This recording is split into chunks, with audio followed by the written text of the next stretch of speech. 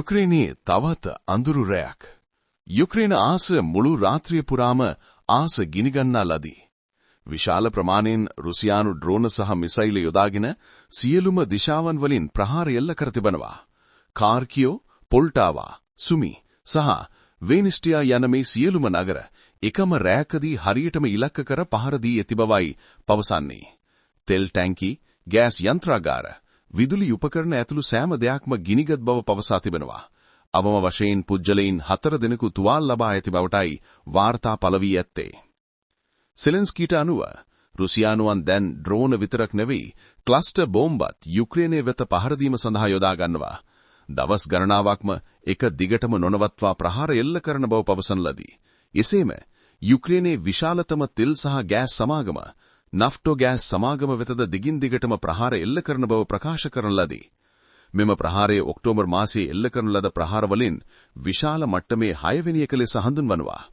මෙම එක දිගටම එල්ලවන ප්‍රහාර නිසා ගෑස් නිෂ්පාදනය දැන් විශාල ලෙස පහත වැටී තිබෙන බවත්ය. ඒ අනුව ශීත කාලය තුල මේ තත්ත්වය තවත් දරුණු අතට පත්වනු ඇතැයි ඔහු ප්‍රකාශ කර තිබෙනවා. සෙලෙන්ස්කී වැඩිදුරටත් පවසා සිටියේ අපේ ඉතිරි වෙලා තියෙන එකම මාර්ගය රුසියාවට දිගුදුර මිසයිල වලින් රුසියාව පීඩනයට ලක් කිරීම පමණයි. එම නිසා ඔහු එක්සත් ජනපදයන් සහ යුරෝපීයන් සහ සියලුම හවුල්කරුවන්ගෙන් ඒවා ඉතා ඉක්මනින් ලබා දීමට අවශ්‍ය තීරණ ගන්නාමෙන් ඉල්ලීම් සිදු කර තිබෙනවා. ඒ අතරම සිකුරාදා සෙලෙන්ස්කීගේ ප්‍රධානත්වයෙන් රැස්වීමක් පැවැත්වීමට නියමිතව තිබෙනවා. එහිදී මූලික අවධානය යොමු කරනු ඇත්තේ ටෝමහෝක් මිසයිල ඉතා ඉක්මනින් යුක්‍රේනයට ලබා ගැනීම බවයි සඳහන් කරන්නේ. බෝල්ටික් කලාපයේ තවත් උණුසුමක් ඇතිවේ. හඳුනා නොගත් රුසියානු හමුදා ඒකකයන් එස්තෝනියාවේ දේශ සීමාව අසල ගැවසීමක් නිරීක්ෂණය කර තිබෙනවා. ඒ අනුව ටැලින් නගරයේ අනතුරු ඇඟවීමක් නිකුත් කරන ලදී. ඒ සමගම නේටෝ සංවිධානයේ විසින් හදිසි තත්ත්වයක් ප්‍රකාශ කරන ලදී. රුසියාව එය දේශ සීමා කලාපයේ සිදු කරනු ලැබූ සාමාන්‍ය පුහුණුවක් බව කියමින් බැහැර කරන ලදී. නමුත් යුරෝපයේ පවසන්නේ වෙනත් අදහසකි. මෑතකදී යුරෝපීය ගුවන්තලයට රුසියානු ඩ්‍රෝන යාන ඇතුල්වීම දැන් එය රතු එළියක් බවට පත්තුමින් ඇති බවයි විශේෂඥයින් පවසන්නේ. මෙය ක්‍රෙම්ලිනේ නව උපාය මාර්ගයක් විය හැකි බවද සඳහන් කර තිබෙනවා. නේටෝව යුක්‍රේනයෙන් ක්‍රමිකව වෙනත් දිශාවකට යොමු කර යුක්‍රේනයට දැඩිව පහර දීමේ රුසියානු සැලසුමක් විය හැකි බව පවසා තිබෙනවා. නැගෙනහිර යුරෝපය දැන් අලුත්ම ආරක්ෂ අභියෝගයකට මුහුණ දෙමින් සිටී. නේටෝ සන්ධානයේ නායකයන් මොස්කෝවල සෑම පියවරක්ම දැඩි සැකයෙන් යුතුව අධ්‍යයනය කරමින් සිටී. මේ රුසියාව යුක්‍රේනයෙන් අවධානය වෙනත් දිශාවකට යොමු කිරීමට උත්සාහ කරනවාද? නැතිනම් මෙය නව යුදමය අත්දහ බැලීමක් පමණක්ද යන සැකය මතුවී තිබෙනවා. අවසාන වශයෙන් බෝල්ටික් කලාපය දැන් අනාගතය නොදන්නා අඳුරුමන් සන්ධියකට පැමිණි ඇති බව පවසිය හැකියි. රුසියා යුක්‍රේන යුද්ධයේ නවතම තත්ත්වය. මොස්කෝ පවසන්නේ තම සෙබළුන් විසින් යුක්‍රේන බලකොටු කිහිපයක් මත විශාල ජයග්‍රහණ ලබාගෙන ඇති බවයි.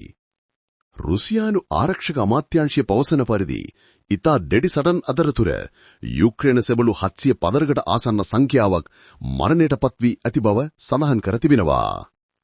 රුසියානු හමුදාව මේ මොහොතේ යුද භූමියේ බොහෝ කොටස් පාලනය කරමින් ඉතා ශක්තිමත් තත්ත්වයකට පත්වී ඇති බවයි පවසන්නේ. මොස්කෝට අනුව ඔවුන්ගේ නව උපාය මාර්ගික මෙහෙයුම් හේතුවෙන් යුක්‍රේන ආරක්ෂක මැදපෙළ බිඳවැටි ඇති බව පවසනවා. රුසියානු හමුදාව දැන් බහු දිශාවලින් ඉදිරියට යමින් තම හමුදා බලය පෙන්වමින් සිටින බවයි වාර්තා කර ඇත්තේ. ඔක්තෝබර් 15 වෙනිදා රුසියානු ආරක්ෂක අමාත්‍යාංශය තහවුරු කළේ රුසියානු හමුදාව පසුගිය දිනවලදී විශාල ප්‍රගතියක් දැක්වූ බවයි.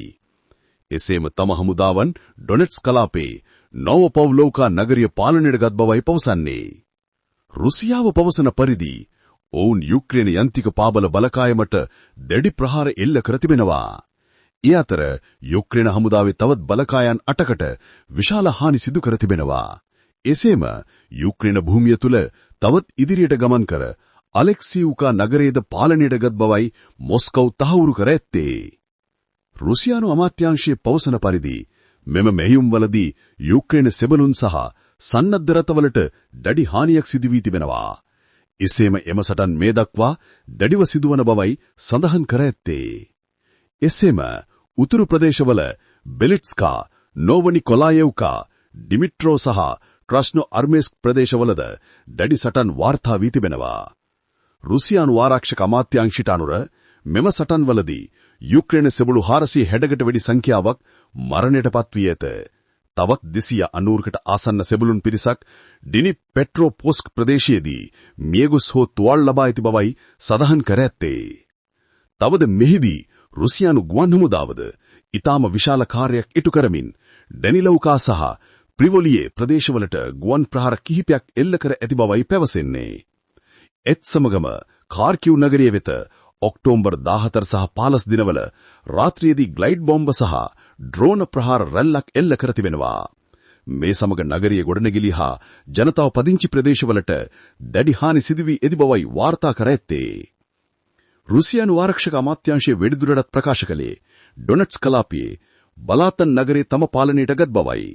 මේ අතර කුපියාන් සහ ආසන්න නගරවලින් විශාල මට්ටමේ පවුල් සංඛ්‍යාවක්, එහෙනම් පවුල් 400කටකට අධික පිරිසක් සහ ළමයින් 600ක් පමණ ආරක්ෂිත ප්‍රදේශ වෙත යවා ඇති බවයි යුක්‍රේන බලධාරීන් පවසන්නේ. කෙසේ වුවද දැන් ලෝකීයම අවධානය ලැබී තිබෙන්නේ ඇමරිකානු තොමාහොක් ක්‍රූස් මිසයිල යුක්‍රේනට ලබා දීමේ පියවර සම්බන්ධවයි.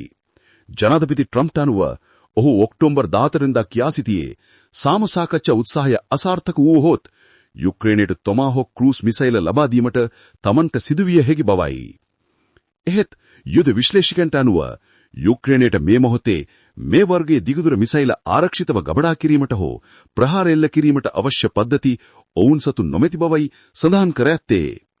එසේම ඒවා සඳහා දියත් කිරීම සඳහා අවශ්‍ය ටයිෆන් ලොන්චර්ස් යන පද්ධතිය ඇමරිකානු හමුදාවට පමණක් ඇති බවත්, ඒවා ඉතා සීමිත ප්‍රමාණයේ පමණක් පවතින බවයි නිව්යෝර්ක් ටයිම්ස් පුවත්පත වාර්තා කර තිබෙනවා. මේ අනුව මේ පද්ධති යුක්‍රේන තුළ නිපදවීම හෝ යොදා ගැනීම ඇමරිකාව මොස්කෝව සමග ඍජු ගැටුමකට ආසන්න තත්වයකට වර්ධනය වීමට ඉඩ ඇති බවතයි යුද විශ්ලේෂකින් පවසන්නේ. රුසියානු ජනාධිපති ව්ලාඩිමිර් පුටින් මේ පිළිබඳව ප්‍රතිචාර දක්වමින් පවසා ඇත්තේ තොමාහොක් ක්‍රූස් මිසයිල යුක්‍රේනට ලබා දීම තුළින් ඇමරිකාව සහ රුසියාව අතර නව ආතනයක් වෙත යොමු කිරීමට මේ හේතුවක් වන බවයි. ඔහු සෝචි නගරයේදී පෙරදි සම්මුලකදී ට්‍රම්ප් ගැන හොඳ අදහසක් පළ කළත් තොමාහොක් ක්‍රූස් මිසයිල ලබා දීම පිළිබඳව සලකා බලන්නට අවවාද මට්ටමේ අනුතුරු ඇඟවීමක් සිදු කළා. මේ වන විට රුසියානු ඉදිරිපෙළ විශාල වශයෙන් ඉදිරියට ගමන් කරනවා. එමෙන්මින් යුක්‍රේන බලකාය බොහෝ විට ආරක්ෂා පවත්වා ගැනීමට දැඩි පීඩනයකට ලක්ව තිබෙනවා. අවුරුදු 3කට ආසන්න කාලයක් පුරා සිදු වූ මෙම යුද්ධය මේ වන විට යුක්‍රේන පාර්ශවයේ විශාල අවදානම් තත්වයකට පත් වී ඇත අතර ලෝකයේම මේ දෙස විමිසිල්ලෙන් බලා සිටී.